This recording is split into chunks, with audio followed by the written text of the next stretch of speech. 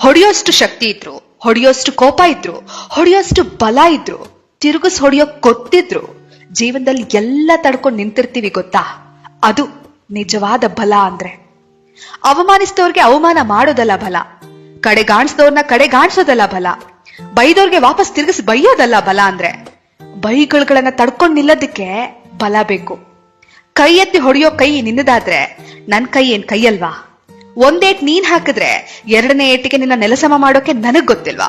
ಆದ್ರೂ ತಡ್ಕೊಂಡು ನಿಂತಿದ್ದೀನಿ ಅಂದ್ರೆ ನಾನು ಹೋಗ್ತಿರೋ ಮಾರ್ಗ ಬೇರೆನೆ ಇದೆ ಅಂತ ಅರ್ಥ. ಸೈಲೆಂಟ್ ಆಗಿದ್ದೀನಿ ಅಂದ್ರೆ ನಾನು ನಿನ್ನ ಗಮನಿಸಿಲ್ಲ ಅಂತಲ್ಲ, ಉತ್ತರ ಕೊಡೋ ಸಮಯ ಇದಲ್ಲ ಅಂತ.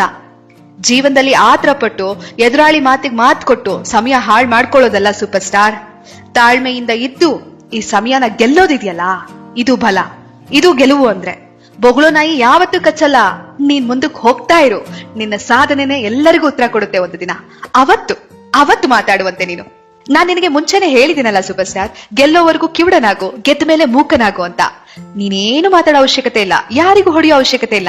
ನಿನ್ನ ಸಾಧನೆನೆ ಮಾತಾಡಕ್ಕೆ ಶುರು ಮಾಡುತ್ತೆ. ಅಲ್ಲಿವರೆಗೂ ತಾಳ್ಮೆ ಒಂದೇ ನಿನ್ನ ಬಲವಾಗಿರ್ಬೇಕು.